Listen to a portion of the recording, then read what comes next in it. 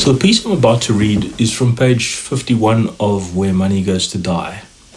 I think it's a great example of creative non-fiction, where you're able to create a scene that might have happened many times, or might not have happened exactly like this at all.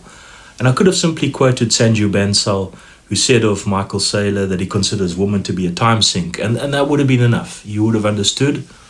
But I rather chose to use metaphor to create associations with various characters and convey an idea, imagery that hopefully helps you to remember the point for a lot longer.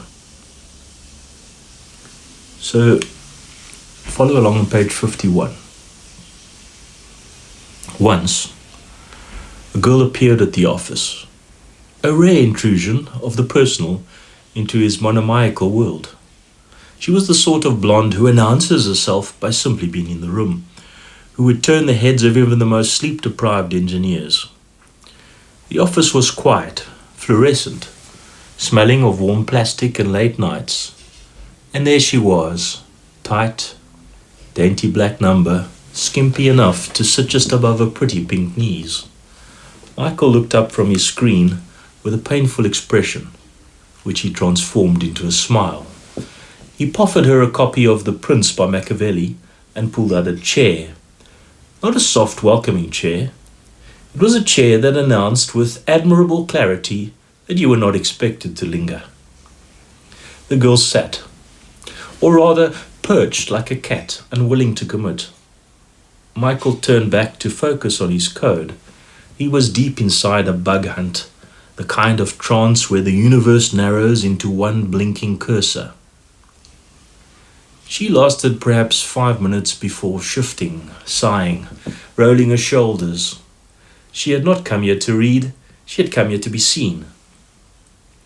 When crossing and uncrossing her legs didn't work, she stood, and with a mix of amusement and defiance, gave him the full physical presentation for why he should pay attention. Technically, she gave 2 pert, soft, perfectly round presentations. Michael blinked just once. Then he stood, kissed her, took her gently but firmly by the wrist, but didn't need to lead her. She walked him to the door thinking that the seduction was sealed. When they reached the front door, he offered his valedictions and promptly dispatched her into the night. He didn't immediately return to his chair, but instead sought solace in the male facilities. In the mirror, his countenance was flushed, almost feverish.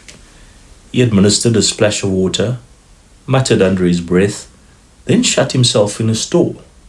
3 minutes later, he was back at his desk, refreshed, focused, the code still waiting. All distractions, one suspects, successfully expelled.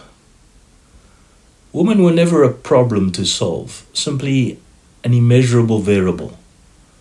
A protracted dinner, complete with vapid conversation, followed by some interminable session of tedious coitus, would constitute precisely the variety of temporal hemorrhage that Michael could neither justify nor be bothered to contemplate. As the sun dipped, a black cat had the temerity to slink past the door, and Saylor, the self-appointed atoller of focus, shooed it away with a peremptory wave, as one might swat at a mosquito. "We're busy, cat," he muttered. "Important business to perform." Permit some feline opportunist to curl up against you for even a single evening, or worse still, provide sustenance, and you effectively authored a social contract that subsequently you'll be obliged to violate. A cycle of expectation and betrayal that he evidently found to be an intolerable time sink.